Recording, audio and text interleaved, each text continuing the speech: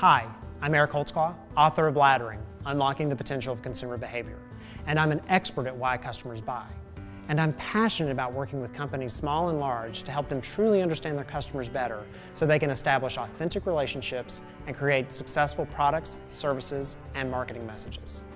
This passion is the reason that I wrote the book, Laddering. I wanted to share the lessons I learned over a decade of talking to customers one-on-one and teach others the techniques they need to better understand their customers.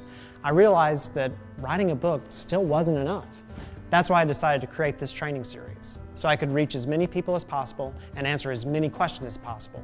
If you've been subscribed to my Wednesday Answer, hopefully you found some value in those, and you'll find equal value in the training that you're about to receive. In today's training, we're going to get down to some brass tacks about how you actually perform the laddering exercises with your customers. I'm going to give you some questions to ask. We're going to talk about how many interviews you need to do and what the length of those interviews should be.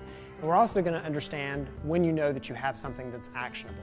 The first topic we're going to cover today is the questions that you should ask when you're laddering your customers and trying to understand what's really important to them. The number one thing I see companies doing, or anyone that's going out and talking to their customers, is that they start too narrow. They want to show a customer the product or service or marketing messages they've built, and they don't spend the time to understand who that customer is and what's really important to them. In order to do that, you need to start very broadly. And the types of questions would be the same types of questions you would ask anyone that you meet for the first time. So imagine yourself sitting across the table from someone in a coffee shop or over dinner, and you would ask questions about their family, maybe where they came from, what they do on a daily basis, and how that might be different on the weekends. And while that information doesn't seem like it would be relevant, it's one of the most important things that you can learn about your customer, because it tells you what's important to them today and gives you some clues as to what they aspire to be tomorrow. So by starting the conversation broadly and narrowing it down to the topic that you want to cover with them, you start to learn a little bit more about what it takes to really have a relationship with the customer. And in today's marketing and product development world, that's what it's all about. Establishing relationship with your customers so that you can build products, services, and marketing messages that fill the white space. So let me give you an example of questions you should ask and maybe some questions that you shouldn't. Let's say, for example, you're looking at the topic of shopping. If you just ask someone where they shop for individual things, then they'll tell you examples of those stores. If you instead ask them what they do throughout the week, and you pay attention to the times that they shop and where they shop, you may learn that there's some incongruence in where they shop for certain things. And then you can dig into that and understand where the unmet needs are, and if you have someone who's truly oriented towards value, or if there's someone who may be spending money in one place and saving money somewhere else. The next thing I want to talk to you about is the number of interviews you should do and how long those interviews should be. Often when people get involved in doing laddering exercises with their customers, they want to spend a lot of time talking to their customer. But what they need to understand is that there's a fatigue that happens after about an hour of having conversations with them, and that you need to be cognizant of that and not build a discussion guide that's going to be too long and cause them to start answering questions abruptly. The longer you talk to someone, the more likely they are to start answering the questions just so that you'll go away. So be careful to keep your interview length at about an hour. The number of interviews is really going to depend on how broad or narrow your context is. And what I mean by that is if you're covering the topic of social media, which is very broad, you'll have to do lots and lots of interviews. You're probably not doing something like that because your topic area is pretty narrow. You're probably talking about an app, a marketing message, or a service that you're building, and it's going to have one specific focus. So if you're building something, for example, in the space of banking, or let's say it's in travel, the number of interviews you need to do is only 18 to 27. Now that doesn't sound like a lot, but it's enough for you to start understanding what's really important to your customers in that space. And it's also enough for you to accomplish those interviews over the course of a week. I've talked with lots of different incubators and accelerators, and they make their startups and their entrepreneurs go out and do almost 100 interviews, and that's overkill.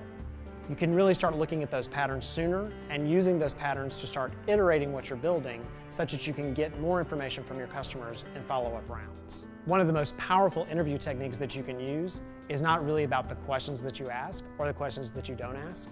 It's the fact that you can just be quiet. There was a study that was done several years ago that said that people can't deal with more than 20 seconds of quiet.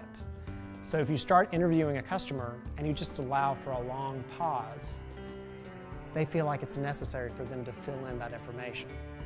Another technique that I follow is I'll start to ask the question, but I'll purposefully allow it to just drop off, and they feel like they need to fill that space. So you use the need within your customer to fill the space to get information out of them that you wouldn't otherwise get just out of asking direct questions. So you would think it would be just common sense that you would want to hear from your customer more than you hear from yourself.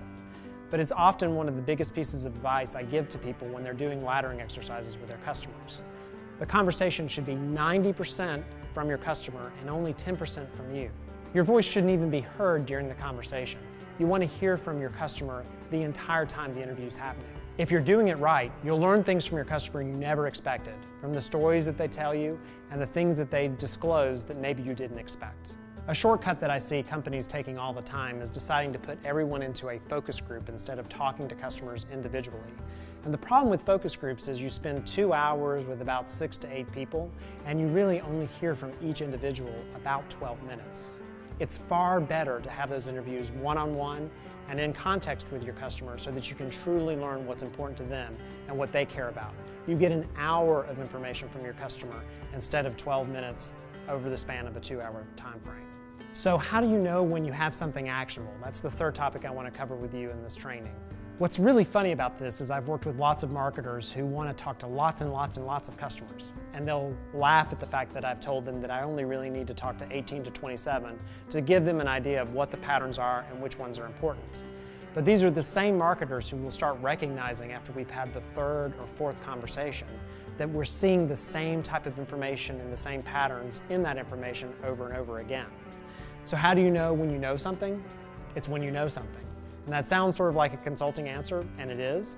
It's really about having the right conversations and looking at your customers and knowing that this customer feels like one that you've talked to before. And when you can start to predict how that customer is going to answer your questions and react to the things that you're showing, you know you have a pattern that's actionable.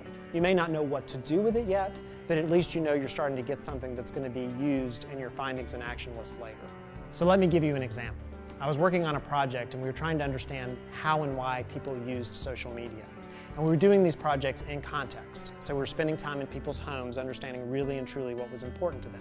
Every time I walked into a house and I saw that they had pictures of their grandkids up on the mantle, I already knew how they were going to answer my questions about how they were using social media.